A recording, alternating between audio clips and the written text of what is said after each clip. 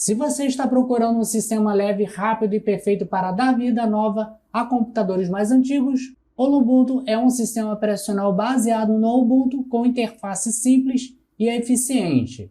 E neste vídeo eu vou te mostrar um passo a passo de como baixar o arquivo ISO oficial para instalar no seu PC. Eu já estou no site oficial do Lubuntu, lembrando que o link do site oficial vai estar na descrição do vídeo para poder facilitar. Bem-vindo para o próximo universo. A versão que nós vamos baixar vai ser a versão 24.04. Lubuntu é um sistema operacional completo que inclui os aplicativos e serviços essenciais para o uso diário.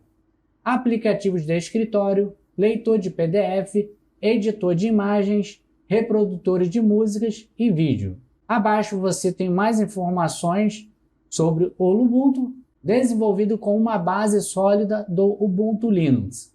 Vamos fazer o download do arquivo ISO. Para isso, vamos clicar aqui em Downloads e nós temos a versão LTS, a 24.04.2 e temos a versão 25.04. A versão LTS nós temos aqui um suporte até abril de 2027, enquanto a versão 25.04 é até janeiro de 2026. Abaixo nós temos aqui a opção para download, 64 bits.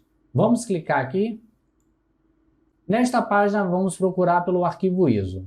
Lubuntu 24.04.2 Desktop AMD 64.ISO. Este aqui é o arquivo ISO.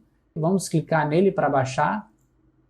E o download vai ser iniciado automaticamente pelo próprio navegador. Como vocês podem ver, o tamanho do arquivo é em torno de 3.1 GB. Finalizando o download, o arquivo ISO do Lubuntu, a sua versão mais recente, vai estar na pasta Download. Este computador, Downloads. Por enquanto aparece não confirmado, mas finalizando o arquivo ISO de vocês vão estar aqui.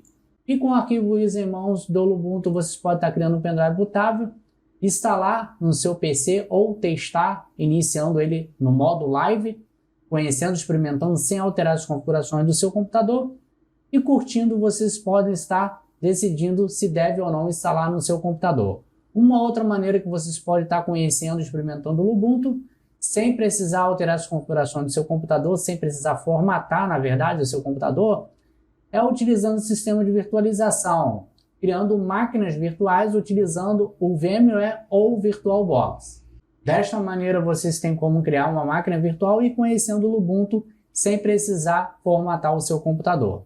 Então isso aí, mais uma dica compartilhada com vocês. Eu espero que vocês tenham curtido esse vídeo. Se gostou, deixe o joinha de vocês, se inscreva no nosso canal para ficarem por dentro de todas as novidades. Nos encontramos até a próxima dica e tchau, pessoal!